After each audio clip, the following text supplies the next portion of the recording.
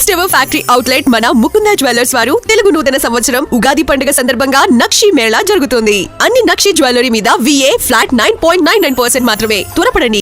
ఉమ్మడి ఆదిలాబాద్ జిల్లాలో వంట గ్యాస్ వినియోగదారులకు తిప్పలు తప్పటం లేదు. గ్యాస్ కొరత లేదని అధికారులు చెబుతుంటే క్షేత్రస్థాయిలో మాత్రం పరిస్థితి అందుకు భిన్నంగా ఉంది.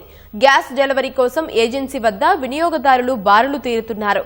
కొన్ని చోట్ల స్టాక్ లేదని బోర్డులు పెడుతుండటంతో ప్రజలు అయోమయానికి గురవుతున్నారు.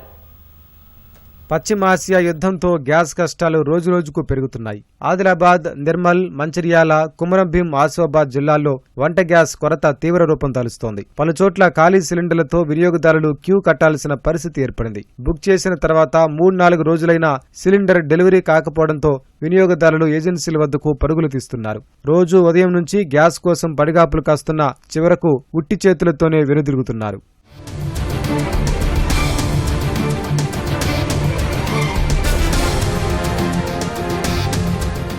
ఆదిలాబాద్లో 3 ఏజెన్సీలు ఉంటే అందులో ఒకటి మినహాయిస్తే మిగిలిన 2 ఏజెన్సీలకు వచ్చే గ్యాస్ వివరాలేవీ వెల్లడి కావట్లేదు. నిర్మల్, మంచిర్యాల, ఆసిఫాబాద్ ప్రాంతాల్లో అదే పరిస్థితి. ఫోన్లలో డెలివరీ అయినట్లు సందేశం వచ్చిందని ఏజెన్సీని సంప్రదిస్తే ఎలాంటి సమాధానం ఇవ్వట్లేదని వాపోతున్నారు. ఏజెన్సీ నిర్వాహకులు బ్లాక్ మార్కెట్లో అమ్ముకుంటున్నారని వినియోగదారులు ఆరోపిస్తున్నారు. అయితే నిర్వాహకులు మాత్రం స్టాక్ ఆలస్యమైనందున కొన్ని ఇబ్బందులు తలెత్తుతున్నాయని చెబుతున్నారు. నిన్న మాకు మెసేజ్ వచ్చింది డెలివరీ అయినట్టు, మాకు మాత్రం డెలివరీ కాలేదు. ఇక్కడికి వచ్చి అడుగుతేనేమో అందరికి అవే మెసేజ్లు వస్తున్నాయి, అట్లానే వస్తున్నాయి, లైన్లో నిలబడి అంటున్నారు. మరి డెలివరీ చేసినప్పుడు లైన్లో ఎందుకు నిలబడాలి మేము? మళ్ళీ ఇవన్నీ మొత్తం మాన్యువల్ రిసిప్ట్లు ఇస్తున్నారు, ఆన్లైన్ రిసిప్ట్లు ఎవరికి ఇస్తలేరు. మళ్ళీ డెలివరీ ఆప్షన్ లేదని చెప్పిండ్రు. అక్కడైతే అన్ని డెలివరీ చేస్తున్నారు, అన్ని డెలివరీ బుడ్లు నింపుతున్నారు. మొత్తం హోటల్లో అమ్ముతున్నారు, అన్ని హోటల్లో చిన్న చిన్న బుడ్లే ఉన్నాయి. మరి డెలివరీ ఆప్షన్ లేనప్పుడు అవన్నీ ఎందుకు నింపాలా? పబ్లిక్ మాకు అన్ని డ్యూటీలు ఉన్నాయి, ప్రైవేట్ జాబులు చేసుకుంటారు. జాబులు చేసుకోమంటారా లేకుంటే ఇవి లైన్లో నిలబడి ఉండమంటారు. ఇప్పటికి 3 రోజులు అవుతుంది ఒక్కొక్కళ్ళు.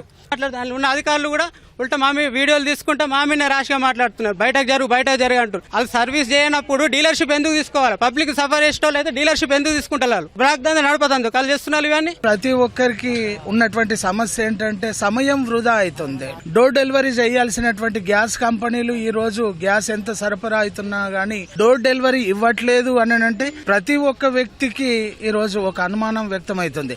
లైన్ లో ఉదయం నుంచి 5 గంటల నుండి వ్యక్తులం సిలిండర్లు పెట్టుకొని ఇక్కడ నిల్చున్నా గానీ చాలా ఇబ్బందికరమైనటువంటి సమస్యల్ని ఎదుర్కొంటున్నాం. ఆ స్కూళ్లకు వెళ్లాల్సిన వాళ్ళు వెళ్లలేక పరిస్థితి ఉంది.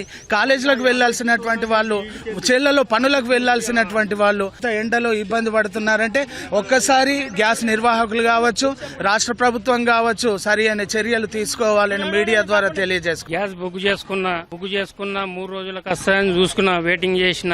మళ్ళా గ్యాస్ గోదాం కాడ ఇస్తున్నారంటే గ్యాస్ గోదాం కాడికి వచ్చిన 12వ తారీఖు గ్యాస్ డెలివరీ అయినట్లు చూపెడుతున్నది. నాకైతే గ్యాస్ రాలేదు, డెలివరీ అయినట్లు చూపెడుతున్నది, పైసలు ఇచ్చినట్లు చూపెడుతున్నది. నాకైతే ఇప్పటిదాకా గ్యాస్ రాలేదు, ఏమి రాలేదు. టెక్నికల్ ఇష్యూ అది ఇది అని చెప్పుతున్నారు. దానికి ఏమో ఎన్నడో 3 రోజుల వాటి కట్టెల పొయ్యి మీద అనుకొని తింటున్నాము. ఇక్కడ దాకా లైన్ లో ఉండాలంటే మేము చేసుకొని బతికేటోళ్ళము. లైన్ లో ఉంటే మేము ఎన్ని రోజులు ఇట్లా లైన్ లో ఉందుకుంటా పోవాలా?